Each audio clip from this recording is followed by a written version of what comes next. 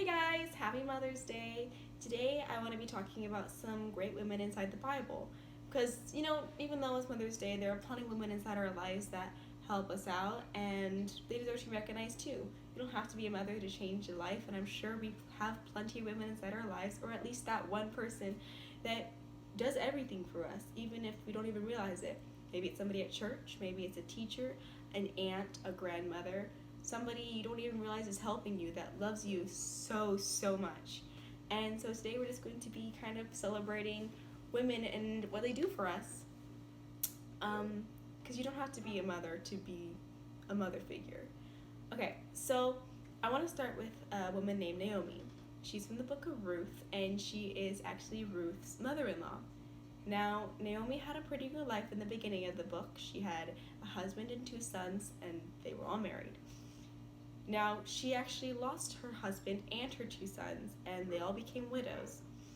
Back then, men kind of ran everything. So, if you weren't married, a woman couldn't really do anything. They couldn't own land, they couldn't get a job, and they were pretty much stuck. Now, Naomi, being older, knew that she probably wasn't going to get a husband, and that if she was alone and her husband died, which he did, that she kind of be on her own forever. She couldn't feed herself, she couldn't remarry, and she couldn't own land, and she'd be all by herself. And that's really, really sad. But she had Ruth, and she had her other daughter-in-law, but she told them that they should go. Did you hear me that? Did you hear that? Like, she told them they should go. She basically said, you are both young and beautiful, and you will be happy somewhere else, and I do not want me to stop you from being happy. That you are more important than me, and that you need to go, because if you come back with me back home, you're not going to be happy, because people there were mean, and you should go. That's crazy. She basically said that, you know what? I'm not worth it. That you guys are worth $1 million, and I don't want to hold you back from living happily. And said that she was basically going to be alone forever because of the way things were back then. Now we know that Ruth did go with her. That was Ruth's selfless act. But that's crazy. And Naomi wasn't even Ruth's real mother. That's some crazy love. And that's the love that your mom has for you. And that's the love that a lot of people have for you that you don't even realize. Another woman I like to look at is, okay, I don't know if you know the story, but when the prophet Elijah was around, there was a woman there, and she had a sick son. Okay, her son was dying. Her son was very sick, and she had no more money. She was also a widow, same situation. And Elijah came to her house asking for bread. And this woman said, I can't, because this is the last of my food. And if I give it to you, we will starve. And she was going to give it to her son. But Elijah promised that if she fed him first, that her and her son would not starve. And this woman trusted in God and knew that either way it was last of her food, and that she just needed to trust in him. Now this woman was poor and in rags and had probably not eaten in a very long time, because she ended up giving her food to her son and not even herself. That's crazy. That's another mother that just does everything for her son. And you know what? It worked. She fed Elijah the last bit of her food, and Elijah filled her cupboards with enough to make bread for months and months and months. Those are the kinds of sacrifices our mothers make for us that we don't even realize. Whether it be going to school for us, or whether it be working for us, or making sure we get to church, or feeding us, or clothing us, or taking us to Chuck E. Cheese. Those kind of things our mothers do because they want us to be happy, and because were important. Those are the kind of things your grandmas do and your aunts do, and those are the kind of things that people do for you, and we kind of forget. Mother's Day is only celebrated once a year, but mothers and grandmothers and teachers are there almost every day, and they love you every day. It's kind of lame that we only celebrate it, we only bring it up once a year. Now, one last mother, I have to mention her at least once because she's probably the most well-known, is Mary, the mother of Jesus. Everybody knows her, everybody knows her story.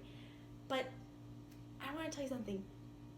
She was only a teenager when she had Jesus. She was younger than I am. She was probably only like 13, 14, okay? And she had the Son of God. She basically got pregnant. The Spirit was all like, this is Jesus. And she said, okay, I can do this. And that's amazing. She put her whole life on hold to have Jesus. She put it in the back. She said, okay, I will be a mother because this is what's important. And she raised a child that she didn't even work for. Most mothers work really hard to get pregnant, or like plan to get pregnant at least. But the Spirit just said, this is happening. And she said, okay.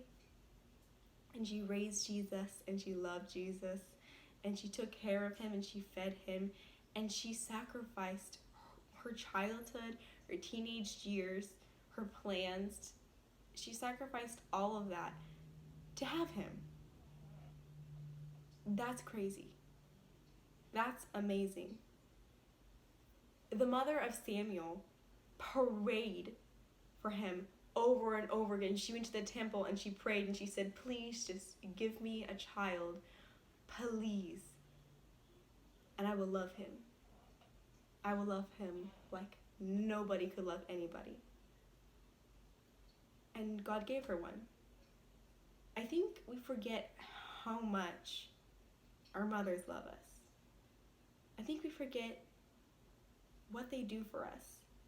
And I know it's hard because you feel like you can't exactly give back sometimes because we're not adults. We can't do that, We're just kids. We can't drive. We can't buy them things. We can't do this kind of stuff that they do for us. But I'd let you on a little secret, okay? Mothers, mommies and daddies, and any woman that's out there looking out for you, you know what they want? They just want you to be there and love you. They just want you to love them back. That is it. That's all they really ask. Because if you love them, then you'll clean your room. And if you love them, then you'll hug them. You'll kiss them. If you love them, then you'll hang around them. That's all they want. My mom told me a story that as soon as she held each one of us, she loved us. We didn't do anything for her. Literally, we're just little babies. We can't do anything. And my mom would not let go of me because she loves us. She loves you. The first time your mother saw you, she loved you. You don't have to do anything about that. That blows my mind. And I think today, just tell her you love her. Maybe make her a nice card and be there for her. Just tell her how amazing she is because they do a lot that we forget. Maybe do it on more than just today too. Hi guys, happy Mother's Day, and because it is Mother's Day, I'm going to show you 2 different ways to make flowers. There is a link down below for a printable for one type of flower, so if you want to print that out, go ahead. If you don't have a printer, you don't want to print it out, that's perfectly fine. I'm going to show you a different way to make those, and they're going to look something like this in the end. Something like that in the end. You're going to need paper. I'm going to use purple because that's my mother's favorite color. I'm also going to use some green for the leaves. Okay? You're going to do something for a stem, like a straw, a stick, or anything that you want to use as stems. Okay, you're also going to need some scissors. Don't throw those. We're safe with our scissors. Never throw or run the scissors, okay? You're also going to need some tape and something round that you can cut something out in. Okay, I'm going to be using a lampshade because that's just what I have. Oh, you're also going to need something to write with, like a pen or markers or a pencil or anything. It's a pen, okay? So what you're going to do is you're just going to take your piece of paper that you want your petal color to be, and you're just going to make a circle. It does not matter the circle size, it's just the bigger the circle, the more leaves you'll have, or petals. Okay, so I'm just going to cut or draw the circle. Okay. And you're going to need kind of like a swirl in order to cut this out, okay? Once you cut it out, it should look a little bit like this, something along these general lines, okay? It's just a spiral, okay? Okay, so then you're going to need your stem and some tape. I'm gonna use this. And the way you want to tape it is kind of like the stem is the hand on a clock, so it wants to be at noon, okay? So you're going to tape it like this at the very end of the spiral. Tape the straw on. Very nice. Okay. Then what you want to do is you just want to roll it up. It will not look perfect or like kind of like a rose once you're rolling it up, but that's totally okay. Once you're finished with it, it'll look completely fine, okay? Okay, so once you're finished rolling it up here, you're just gonna let it go, okay? And it'll look something like this. And then you're just gonna tape it to itself. So you're gonna take the end piece here, just take some tape and tape it to itself. Like that. Then you're going to take another piece of tape and tape the actual flower to the straw. So you're going to bunch it up, okay?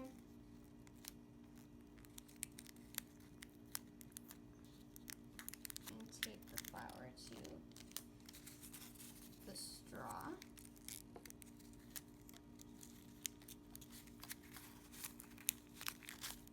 Like that.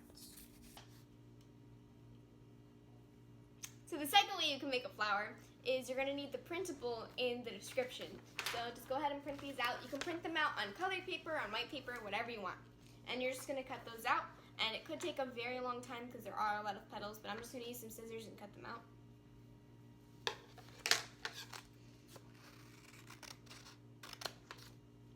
And it takes a very long time. So once you're done with that, you're just going to... Oh, I actually still need my scissors. So you're just going to take a petal, all the petals actually, and you're just going to cut the center of it to like that. Does that make sense? You're just going to cut the center to the middle of it so all of them look like this, okay? So once you're done with that, you're going to take all the petals and you're just going to kind of fold them into each other like that. So all the slits go in between. And you're going to do this with the large petals on one, the medium petals on another, and then the small petals. Okay? So then what you're going to do is you're going to take some tape and you're going to tape on the medium petals to the large and the small petals to the medium petals. And what I did is I took a small circle of paper and I stuck it to the very middle and I wrote my mother's name on it, or mommy, or mother, or whatever you want to write. Okay?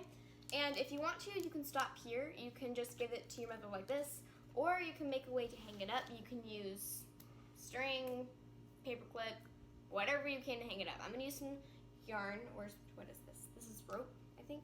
Okay. And just some tape to just kind of tape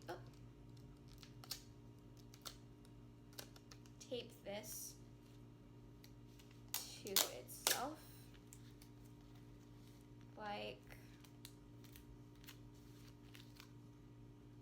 this. And you can just